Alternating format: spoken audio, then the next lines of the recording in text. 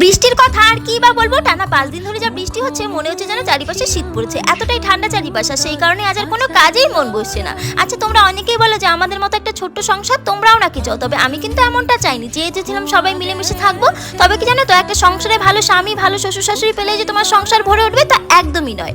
ভালো ননদ ননাস ভাসুর দেওর পাওয়াটাও খুব সৌভাগ্যের, কারণ তারা যদি চায় তোমার সংসারে সুপরামর্শ দিয়ে কেউ ভুল করলে শুধরে দিতে পারে।